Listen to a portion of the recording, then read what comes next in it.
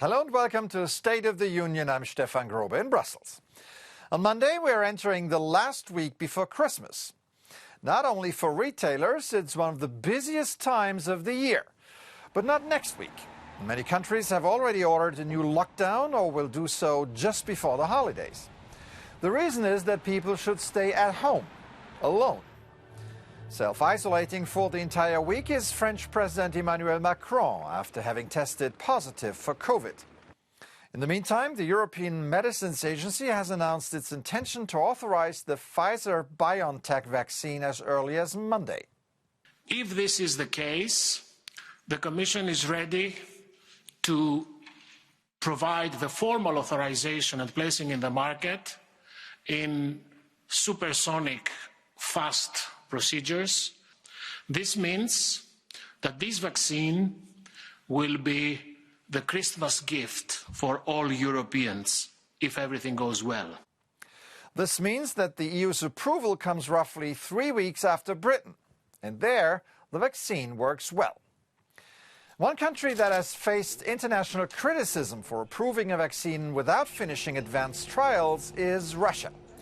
Experts warned against the wider use of it until the studies are successfully completed.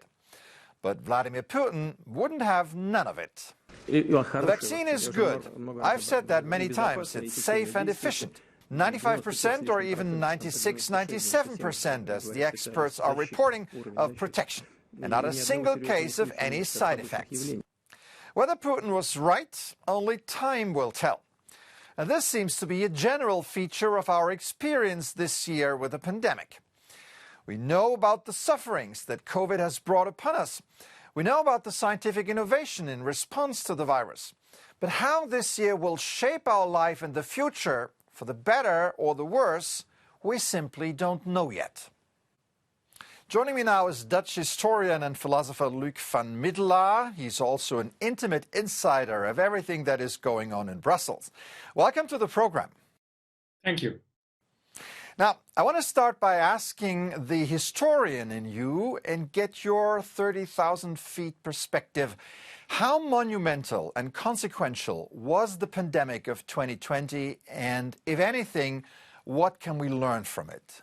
Well, it definitely was one of the biggest crises the European Union has experienced, even at the scale of Eurozone migration crisis, these very big upheavals we have seen in the past year.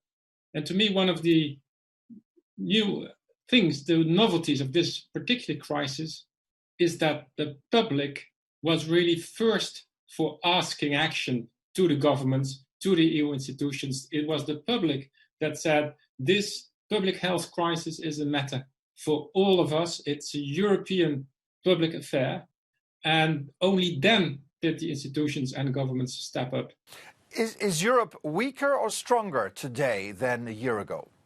I'd say it's stronger because it's shown, again, an unsuspected resilience in facing this crisis. New instruments have been built and put together. But I think Europe also has experienced, as in previous difficult moments, its own frailty, its vulnerability. It's even, one could say, geopolitical loneliness. Remember this big titanic fight between the two superpowers, China and the United States, China's mask diplomacy, United States president prescribing bleach. So Europe clearly felt perhaps more keenly than before that at the end of the day, we're out there alone. Now, great challenges in history are always moments when great leaders emerged. Did we see this happening during the COVID crisis?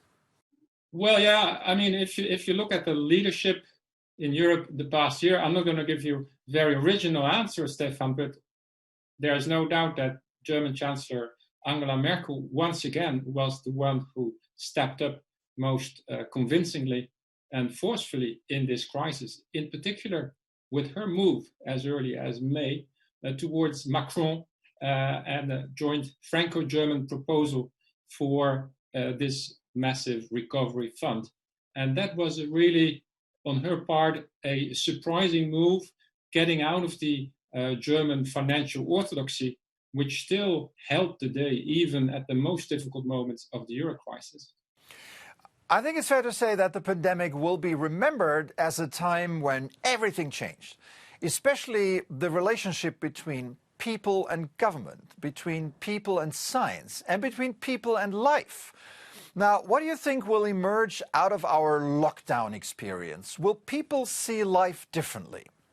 Well, I think everything that we are missing also makes us feel perhaps what is important. And I would say one thing we really can take away from this year behind our screens and all these Zoom meetings and all the rest of it is that real really is better than virtual.